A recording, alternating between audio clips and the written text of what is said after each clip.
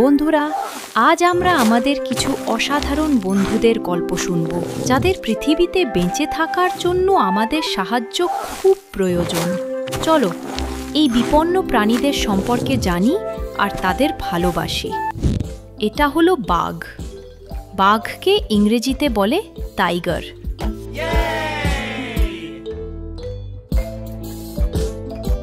প্রত্যেকটি বাঘের গায়ের ডোরাকাটা দাগ মানুষের আঙুলের ছাপের মতোই একদম আলাদা হয়, কিন্তু শিকারের কারণে এদের সংখ্যা কমে আসছে।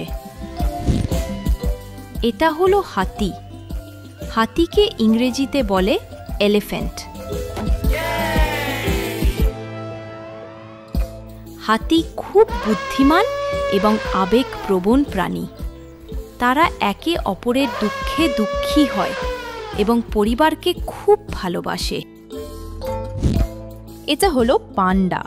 পান্ডাকে ইংরেজিতে বলে প্যান্ডা। এই শান্ত ভালুকটি দিনের প্রায় 12 ঘন্টা সময় শুধু বাঁশ খেয়েই কাটিয়ে দেয়, তাই বন ধ্বংস হওয়ায় এরা বিপদে পড়েছে।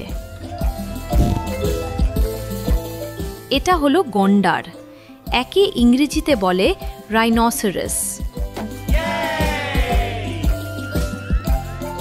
এর বিখ্যাত শিংটি কিন্তু হাড় দিয়ে তৈরি নয়, বরং আমাদের চুল ও নখের মতোই এক ধরনের উপাদান দিয়ে তৈরি। এটা হলো সিংহ। সিংহকে ইংরেজিতে বলে লায়ন।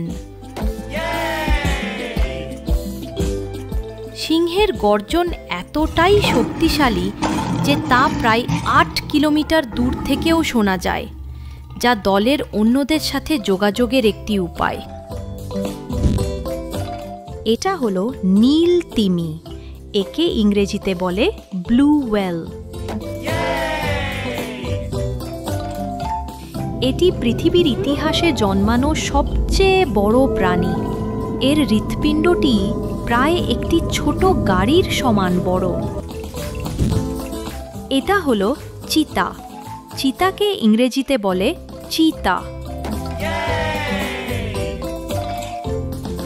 চিতা কিন্তু বাঘ বা সিংহের মতো গর্জন করতে পারে না, বরং এরা বিড়ালের মতো মিউ মিউ করে এবং গড়গড় শব্দ করে। এটা হলো ওরাঙ্গুট্যান। একে ইংরেজিতে বলে ওরাঙ্গুট্যান। ওরাংটাং নামের অর্থ হলো বনের মানুষ, এবং এরা তাদের লম্বা হাত দিয়ে সহজেই এক গাছ থেকে অন্য গাছে ঝুলে যেতে পারে। এটা হলো সমুদ্র কচ্ছপ। একে ইংরেজিতে বলে সি টার্টল।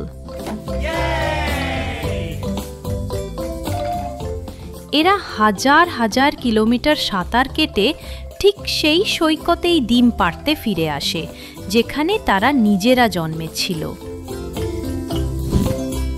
এটা হলো গরিলা। গরিলাকে ইংরেজিতে বলে গরিলা।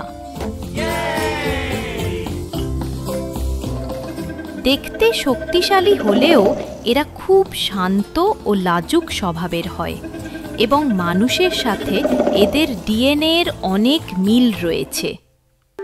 বন্ধুরা, এই অসাধারণ প্রাণীদের রক্ষা করা আমাদের সকলের দায়িত্ব। ভিডিওটি ভালো লাগলে লাইক ও সাবস্ক্রাইব করে পাশে থেকো। আবার দেখা হবে। বাই।